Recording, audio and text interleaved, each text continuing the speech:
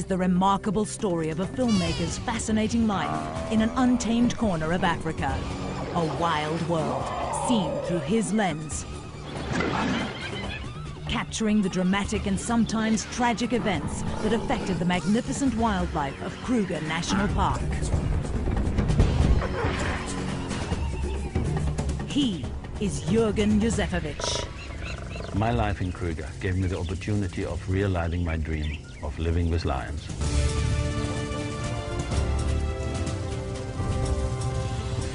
By 1998, Jürgen had produced 9 films about the wildlife of Kruger. Now, after several years, Jürgen and his wife Terina return for the first time to their old family home to retrace their footsteps and relive some of the most memorable experiences of their lives.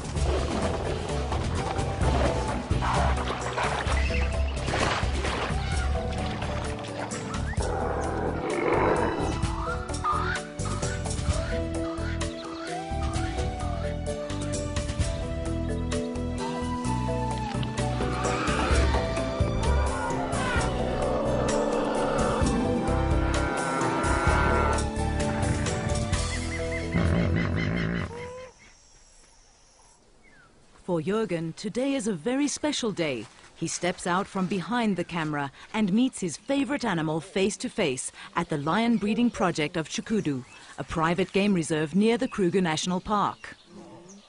This is great. I can get so close to the lions and touch them, even play with them. I would never do that with the wild lions of Kruger. If I tried, they would kill me. Jürgen feels that these great cats personify the wilderness and its freedom. A shrinking wilderness now preserved only in unique, untamed parks such as Kruger.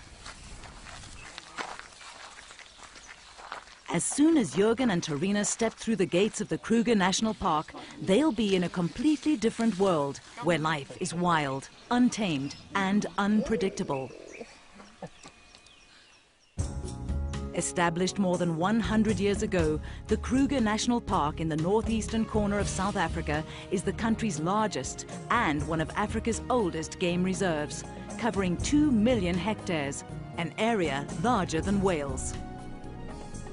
Johan Olofse is one of 22 section rangers needed to control such a vast area.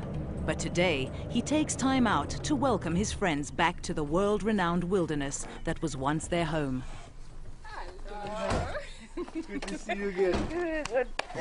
Fantastic to see you, man. Look at this one. Again, That's great. nice to be back. Huh? Welcome back to Kruger. I missed you. Huh? I really missed you. It's going to be great to share the bush with you again. Fantastic.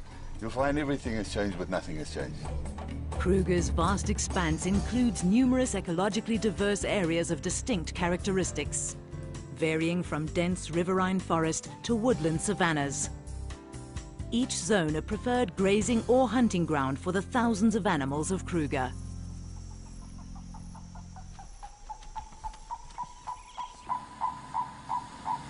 During their 12 years in the park, Jürgen and Terina lived, filmed and photographed in most of these areas.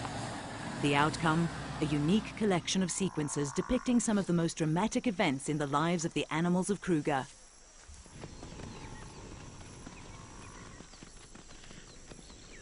Husband and wife grew to know the animals so well through their filming and photography that natural events touched their lives as much as they did the wildlife, the exhilaration of a birth or the sadness of a death, and the heart-wrenching despair of a natural disaster.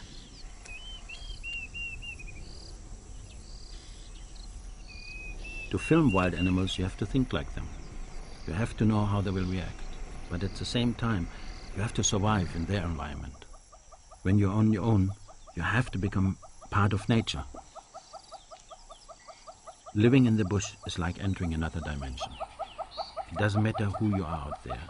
Here, you are the weakest species. Easy meat. Big lot.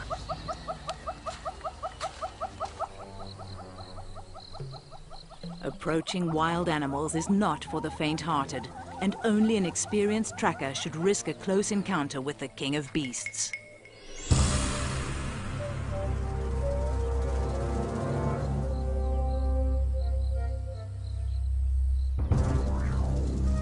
Alone, Armed only with his 16mm film camera, Jürgen spent years following the animals, a silent observer, never an intruder, recording nature as he saw it.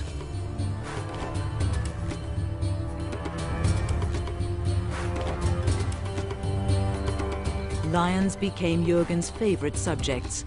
They epitomized a power and freedom in the wild which man has lost. Kruger is lion country. For 8 years I followed one pride that hunted this area. These could be some of the cubs that I watched grow, but I don't think they remember me. Jürgen thinks back to 1989, when he first met a very special male which he named Hanglip.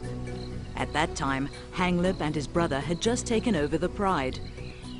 For the next 8 years, Jürgen watched as Hanglip maintained his authority. This is an incredible achievement for a lion. Research shows that most lions rule a pride for no more than 4 years before being ousted by a younger, more powerful male. When Jürgen first met Hanglip and his pride, the family group was small, with only 2 males, 4 adult females, and a few cubs. Under his reign, the pride grew steadily throughout the dry cycle that gripped Kruger Park.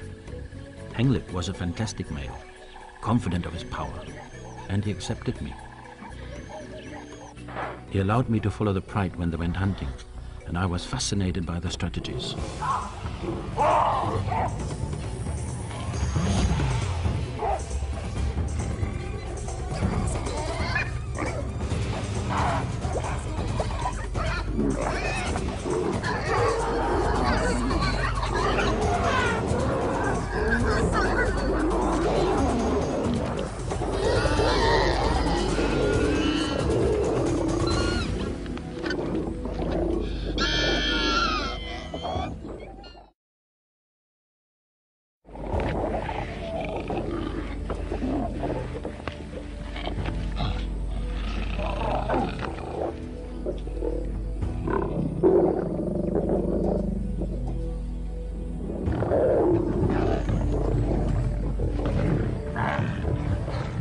Lions set up their territories where hunting is best, but not all of Kruger offers an ideal habitat for them. In 1986, when Jürgen and Terina arrived in Kruger, they were based in the remote northern area of Pafuri. Here there were fewer lions, but the Levuvu River proved to hold other surprises, for Jürgen as a filmmaker, as well as Terina as a mother. Being the wife of a wildlife filmmaker is a completely different life. From being your own person, one becomes a person that follows another person's dream. And it depends on whether you enjoy that or not. I really enjoyed being part of a dream. I enjoy being in the bush. I found that when the kids came, it became a little bit more difficult. Sometimes I would take my son out filming with me. It was great. I loved having my family with me in the bush. Life was good, but these were times of change, and a frightening shadow loomed overhead. Animals is one thing. One can be scared of those. But people are different. People with AK-47s hold a totally different threat. In the late 1980s, this remote area of South Africa, bordering Zimbabwe and Mozambique, provided an ideal, unprotected entry for freedom fighters. They came at night, on foot. The scariest part for me in the bush was when we were huddled around the fire at night and we knew they were out there. We heard gunfire, but there was nothing we could do. We were totally vulnerable. Of course there were risks living with a family in this area. But if wildlife filmmakers only worked where political situations are perfect, they would never make films. Now, 12 years later, the political situation has calmed, but life in the park continues as always. Some of the cycles are as predictable as the passing of the seasons, while others as unpredictable as a wild animal. Today, Jürgen instinctively applies all the lessons he learned while living in this untamed environment. He's confident that some things never change. To find the action, he looks for tracks in the sand by the river.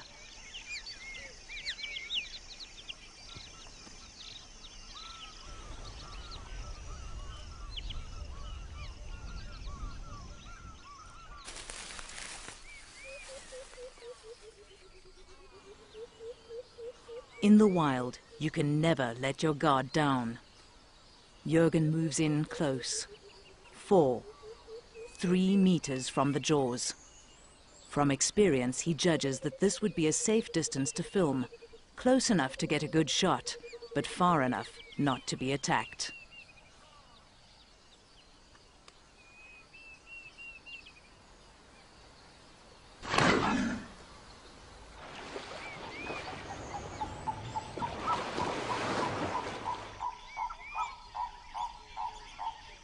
The river is full now, but back in '88 it was a different story. The river had stopped flowing and the animals had to come down to drink at the last remaining puddles. Here I could film some exceptional behavior.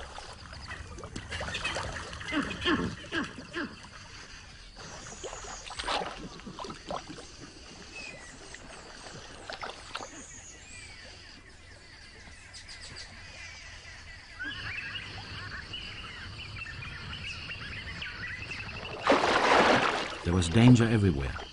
The animals had to come to the water. They had to take the risks.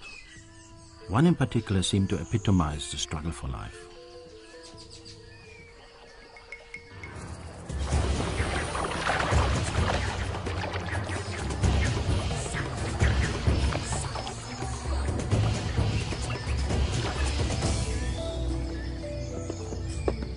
I was amazed that the little antelope had survived the attack.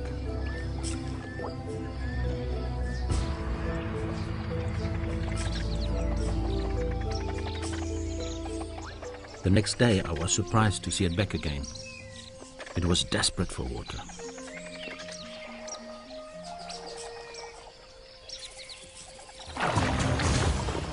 After that, I never saw it again. It was most probably taken by lions. The lions seemed to know the dangers and dug deeper into drinking holes already made by elephants. But others were still forced to go down to the drying river. For some to survive, others had to die.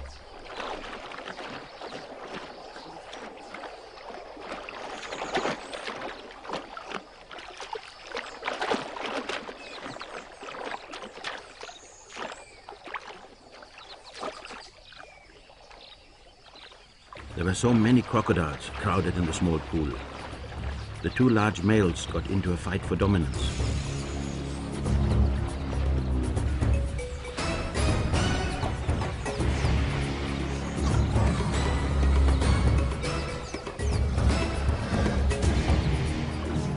It was like watching the clash of the titans, a battle to the death.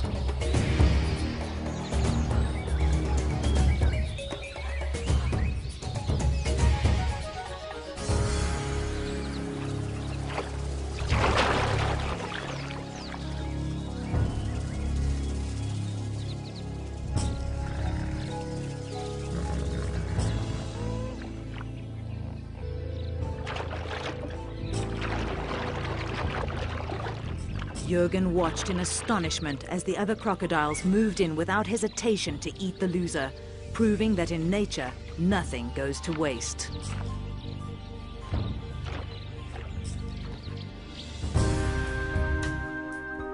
After 2 years in Pafuri, Jürgen had captured the unique beauty and stark reality of this region. The resulting film helped to save the area from being exploited for coal mining. With his first film in the can, it was time to move on, further south, to a different part of Kruger.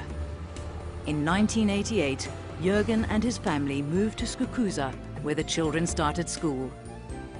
His favorite spot in this area was Chokwane, an area of open plains and woodland savanna, lion country. And this was where he met his favorite lion, Hanglip. This was Hanglip's hunting ground. Here I joined him and his pride in the never-ending search for prey.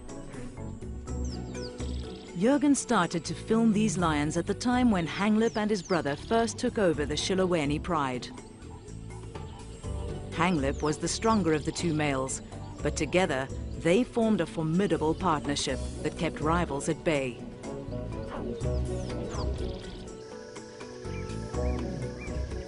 In the time I spent with him, Hanglip fathered many cubs.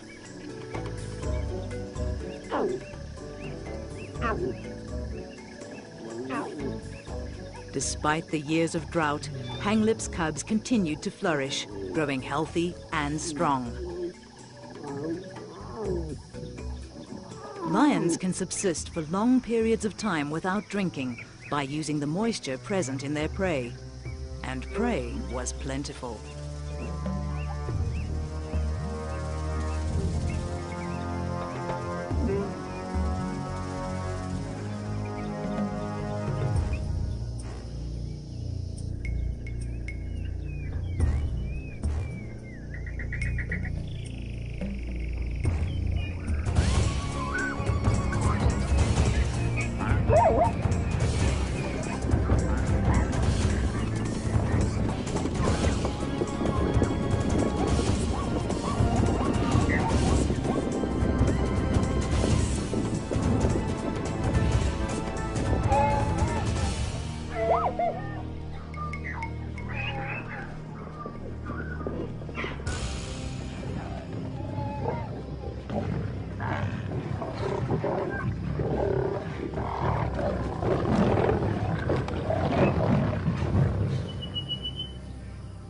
This is where I had my camp. There are no lions here today. But back then, I would sometimes come home and find lions lying in the shade of my tent. Then I would wait until they moved away. They had accepted me in their territory, so I accepted them too. I was truly living with lions.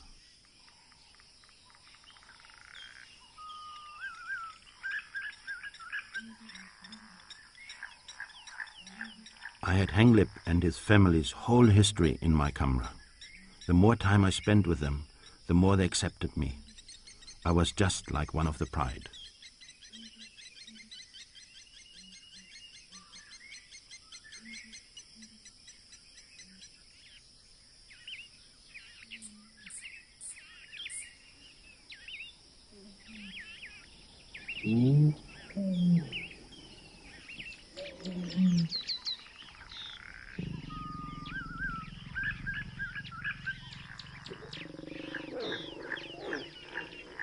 A unique opportunity presented itself when Hanglip mated with one of his females.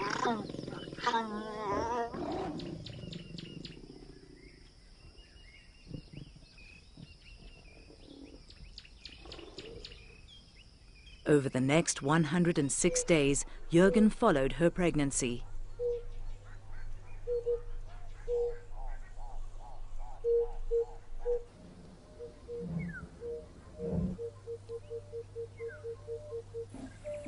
One day, she did not join the rest of the pride when they left to go hunting. I knew her time was near. Later that day, she moved into a dense patch of reeds.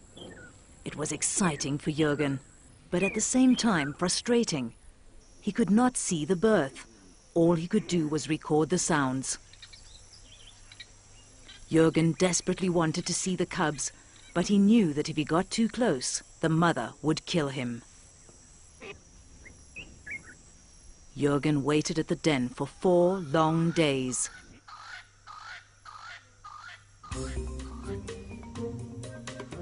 Eventually, hunger forced the lioness to leave her cubs unattended, and Jürgen saw his chance. I crawled into the den with my camera, and I said to myself, Jürgen, if she comes back now, you're dead. But I had to go in. I felt like they were a part of my own family.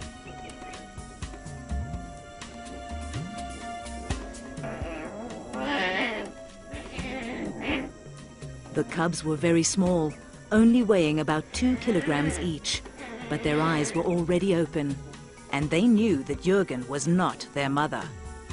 They started hissing at me. I knew if their mother heard them, I would be in big trouble. I had to get out of there fast. I got out just in time before she arrived back. I'm sure she could smell that I'd been with the cubs, but her first instinct was to check if they were okay. Whenever something special would happen with Hanglip's Pride, Jürgen would come fetch me and he'd take me there. And when the cubs were out of hiding, I saw them and they were absolutely beautiful. After about 6 weeks, the lioness joined another female with cubs slightly older than hers.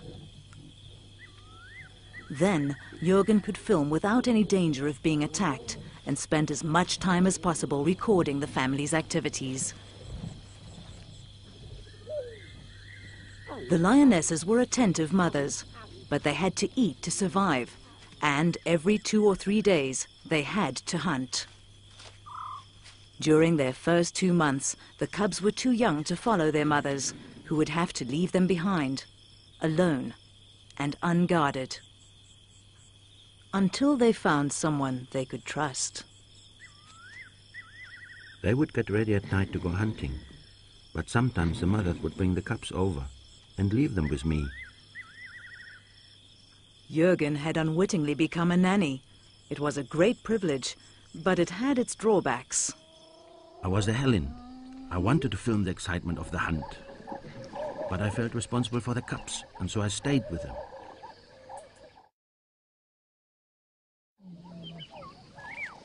But the next morning, when the mothers returned, it was like a family reunion.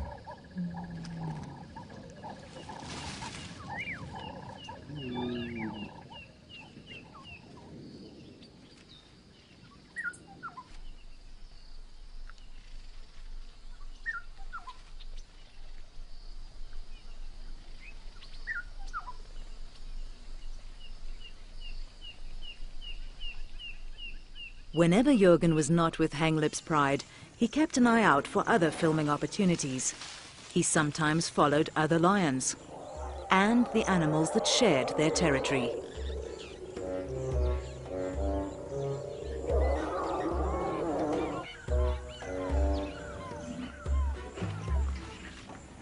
This young bull elephant was determined to let everyone know who was boss around here.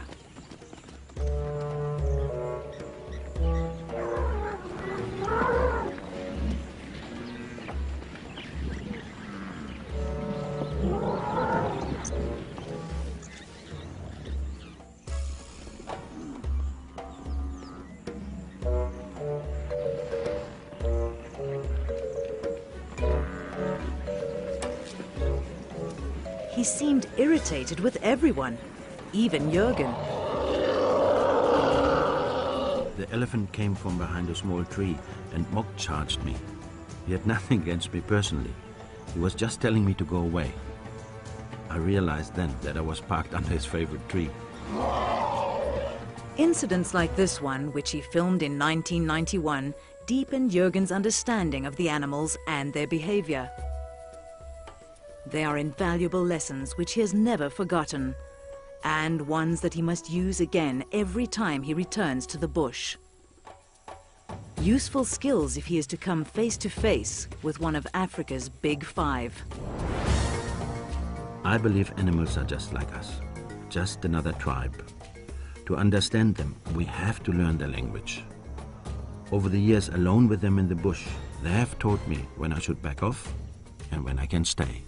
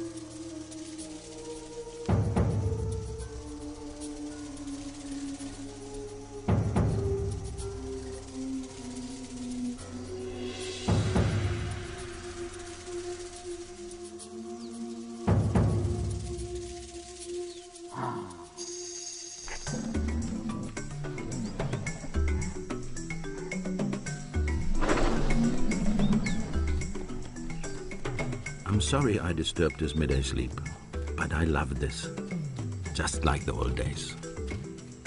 As Jürgen learned to understand the wild animals of Kruger, he became familiar with the park's annual cycles. His quest to record one of the most interesting stories took him into the Mopani Belt, a vast area of scrubland covered mainly by one kind of tree, the Mopani. This hardy tree adapts easily to the harsh conditions of the area and is central to the lives of many of the inhabitants of Kruger.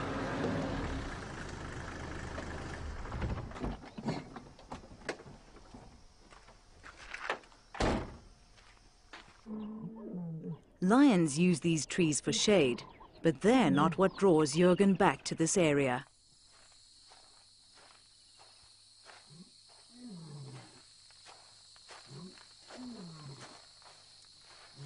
Without hesitation, he homes in on exactly what he's looking for.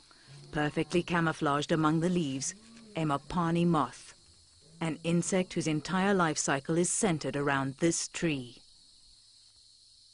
Can you see how worn her wings are?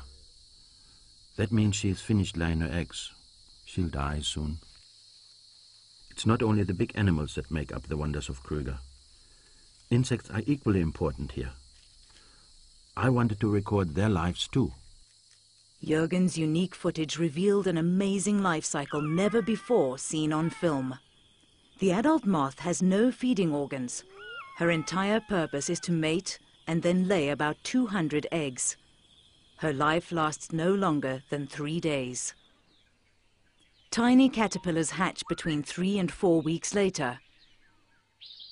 They only need to crawl a short distance to find their food source, Mopani leaves. The brightly colored caterpillar is a feeding machine, growing rapidly to a length of up to 13 centimeters. Its skin does not stretch with its expanding body. The caterpillar needs to molt 6 times before it reaches full size. By this stage, the caterpillar becomes one of the richest sources of protein for animals and birds. After 6 weeks of blissful overindulgence, the caterpillar leaves the tree and finds a soft, sandy spot in the soil near the base of the Mopani. It burrows down into the sand, where it hollows out a cell and gradually turns into a pupa. Here it will lie as it goes through its dramatic transformation. No one could tell me exactly when the moth would come out, so I had to be there every night to make sure I didn't miss it. But I wasn't alone out there.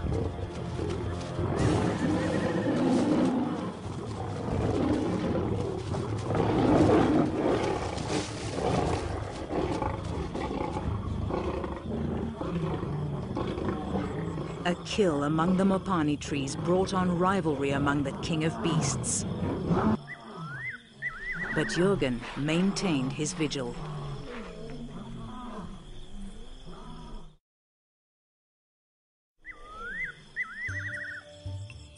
After almost 6 months, the newly formed moths emerged, and Jürgen was ready to record the event.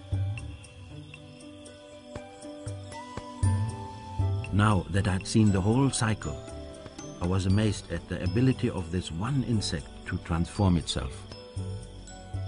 It just shows that everything in nature, no matter how small, is determined to beat the odds to survive. I find that fantastic. The life cycle of the Mopani moth was only one of the incredible events of the Kruger Park. Now, Jürgen knows that he has only scratched the surface. To film and understand the complexity and diversity of this world would take many lifetimes. He was privileged enough to share very special moments with some of Kruger's most formidable inhabitants. Retracing his old paths, he meets an old friend. This is a real privilege. Mabarule is one of the grand old men of Kruger. More than 40 years old, He is one of Kruger's 7 big tuskers.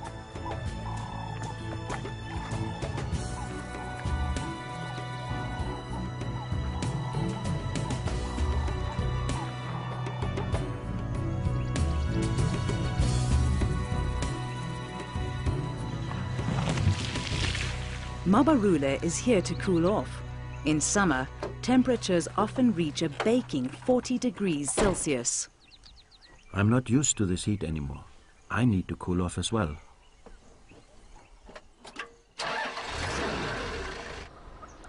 Like all the animals in the bush, Jürgen had to adapt to the extreme heat and had to find some inventive means to cool down.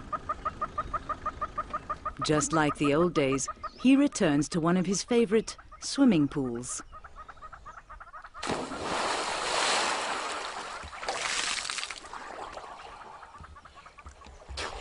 I almost landed in trouble in '92. I was taking a swim when a huge head suddenly appeared over the top of the reservoir. An elephant bull had come to drink and I couldn't get out. I hung onto the pipe in the middle for over an hour and hoped that he wouldn't find out I was there.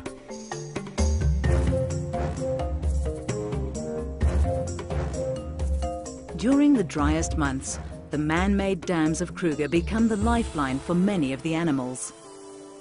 Shiloweni is one of the biggest.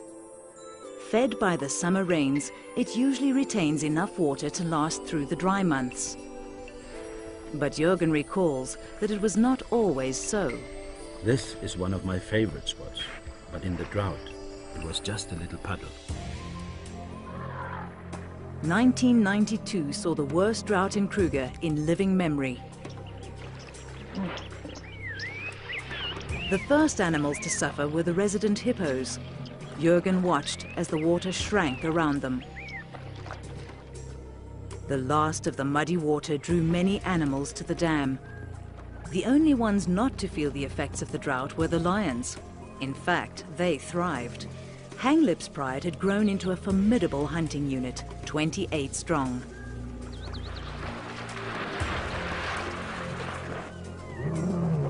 They needed to hunt every day to keep the pride well fed.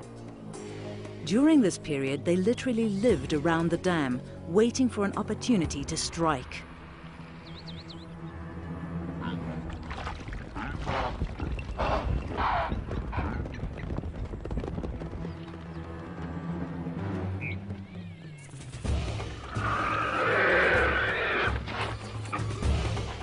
It was a constant game of survival. The prey animals knew that the lions were lying in wait, and they tried their best to counter every ambush. While the lions thrived in these conditions, the hippos were really suffering. There was not enough water to cover their sensitive skins. Having finished all the grazing closest to the water, they were starving, and some even resorted to eating elephant dung. I watched as one hippo calf moved away from the herd in search of food.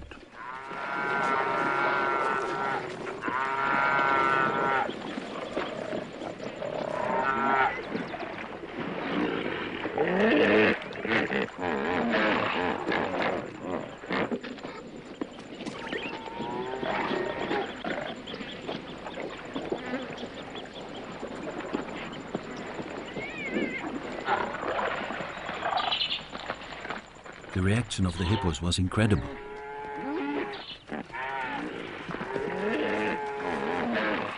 The lions seemed as surprised as I was.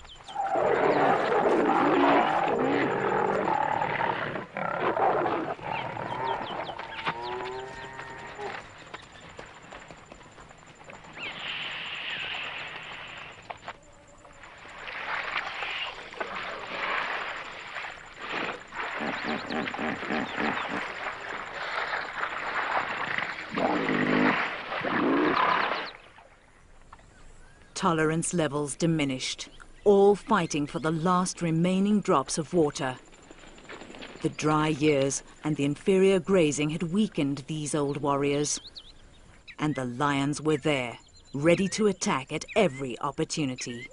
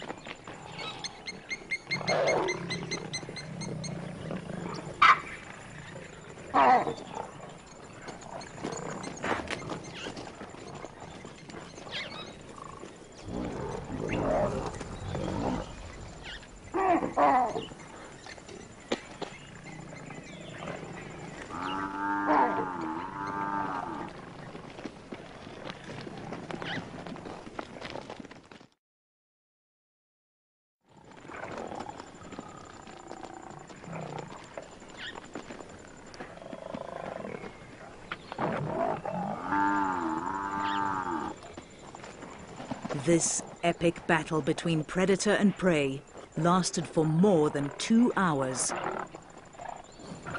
It could have gone either way until the very last moment.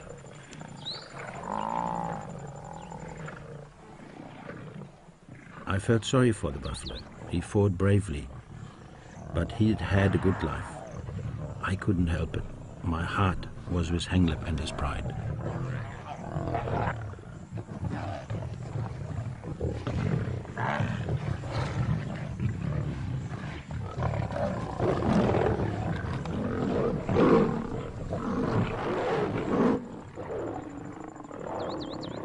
I was always amazed by Hanglip's power, but the battle with the old bull took its toll.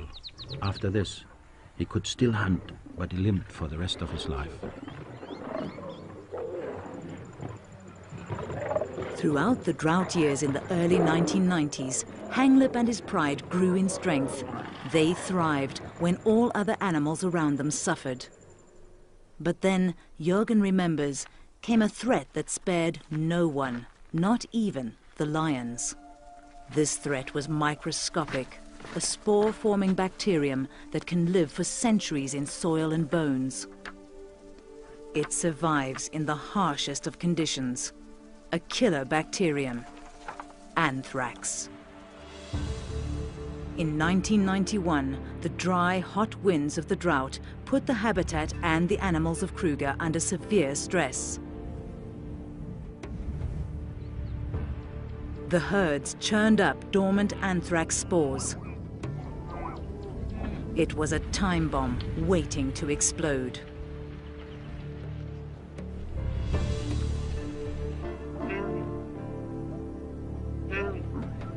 The anthrax infected the weakened animals, entering their bodies through wounds and scratches in their mouths caused by feeding on the tough, dried-out vegetation.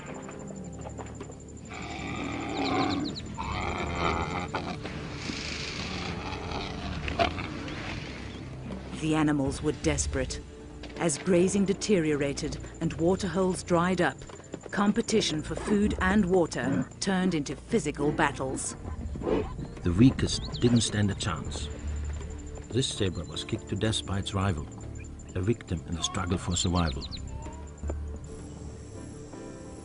As the anthrax spread, ulcers became my guide to infected carcasses. I still remember the terrible stench of death.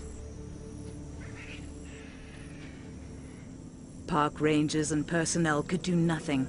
Although there was a vaccine against anthrax, it was impossible to vaccinate all the animals in the reserve. Teams would follow the vultures to the carcasses. All they could do was to take blood samples to confirm the cause of death.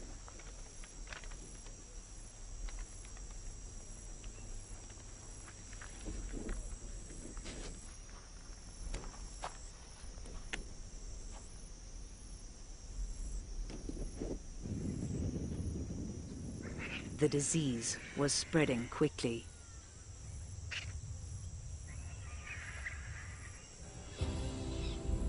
Even the largest animals in the park had no defense against the devastating power of the anthrax.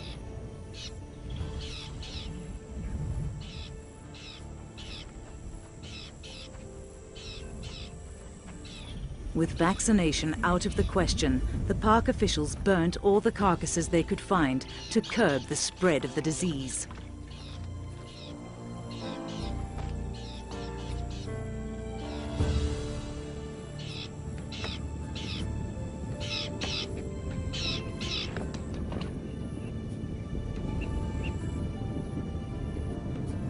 But Kruger is an enormous park with thousands of hectares of remote land. It was impossible to find all the carcasses. The scavengers could smell death miles away. No carcass was left untouched, and slowly these scavengers were infected too.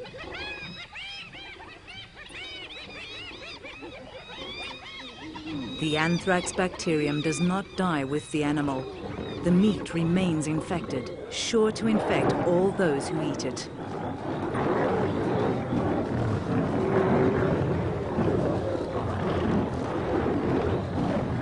what seemed like a feast for the scavengers and predators was actually a death warrant. The anthrax outbreak was a terrible time for me. I saw my friends eating infected carcasses. I knew they might die, but there was nothing I could do to save them.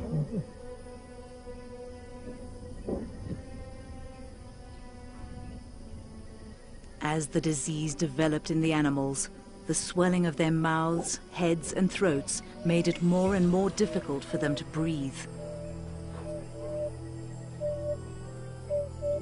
Scratch marks in the ground bore silent witness to the animals' desperate struggle for air during the last moments of life. I had seen my lions at their peak, at the top of the food chain, but over 2 seasons everything just seemed to fall apart. Those that were found were put out of their misery by the rangers.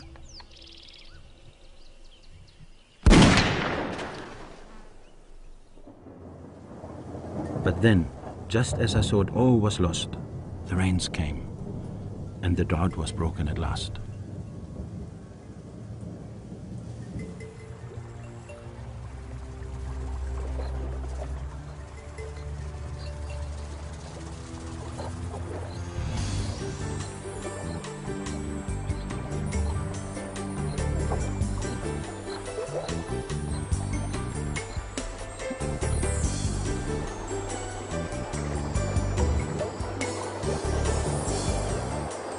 Floodwaters, the only force that has the power to stop anthrax, washed the spores downstream and into the sea, where the salt water eventually destroyed the bacteria.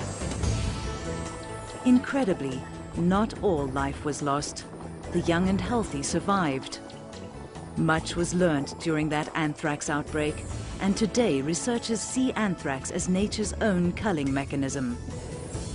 During times of drought, when the animals and their habitat are under severe stress, anthrax cleanses the land of the sick and the weak. The most important thing for me was that my old friend Henglip had survived, and he was still in charge.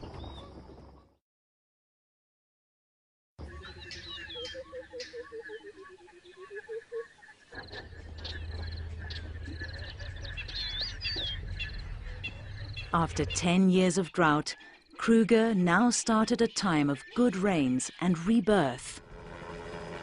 This time of well-being continues even today during Jürgen and Tarina's visit, and the best way to see how well Kruger is doing is from the air.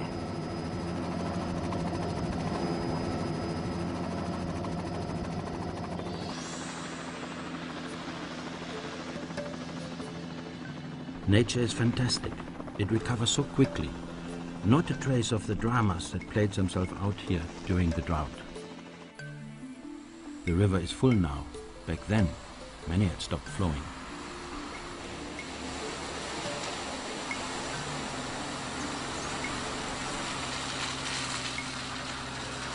Good rains mean that there's plenty of grazing, and the impala population flourishes. People don't take much notice of impalas because there are so many of them. But they are amazing animals, perfectly adapted to their world. During his 12 years in Kruger, Jürgen was determined to film an impala birth. After many failed attempts, he finally succeeded in following a heavily pregnant female as she distanced herself from the herd.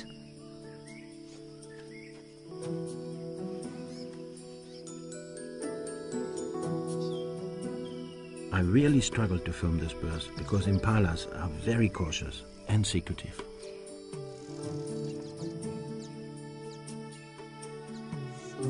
While I filmed, it reminded me of the birth of my children. Life is the same for all of us.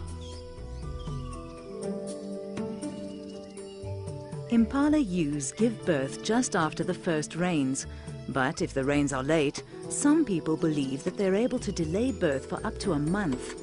This could give their lambs a better chance of survival.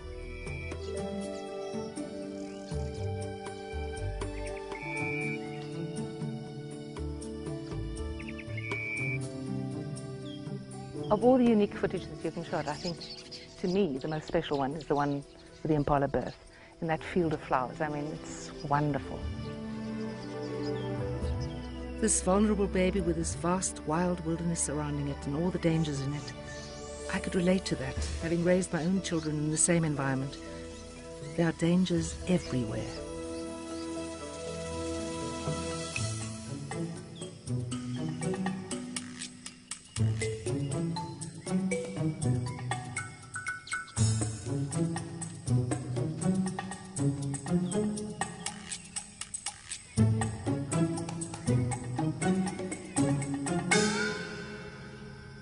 That spring was a very prolific time for most of the animals of Kruger. And Jürgen was lucky. Soon after he captured the impala birth on film, he recorded a wildebeest's first moments of life.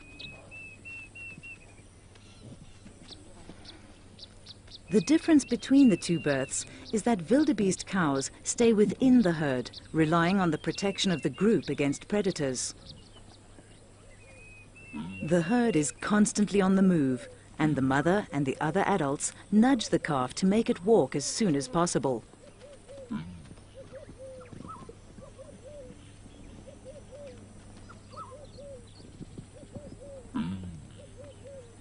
After only 5 minutes, it is ready to move with the herd. Jürgen and Terina relive fond memories, but their visit to Kruger has almost come to an end. Once again, they meet up with Johan. Hey Jürgen, how are you doing today? All right, man. Hi Terina. Have you seen the lion? Yes, I did. Nice price of 12. Through the river, 2 k's up the track. Oh, thanks a lot, eh? Go and enjoy them. Hi Terina. Enjoy.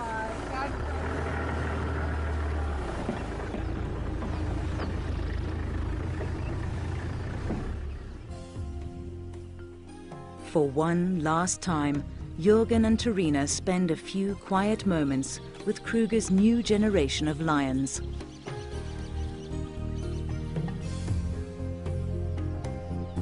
These seem as healthy as the pride they once knew. The pride led by Hanglip, a fighter, a survivor. We grew old together here, like 2 old lions. My old friend has gone now. I will never forget him. He survived through drought, injury, and anthrax. I don't know how he died, but I do know that he lived like a true king. I hope his last battle was a good one.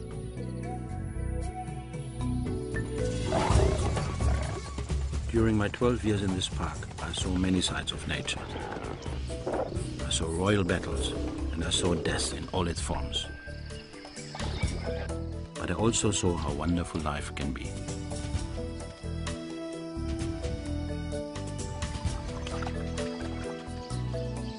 For a while, the animals in Kruger allowed me into their world. I was a part of it all.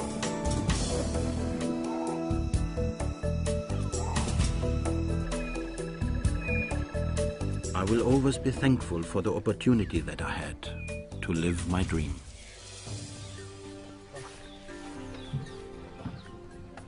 I have to leave now, but a part of me will always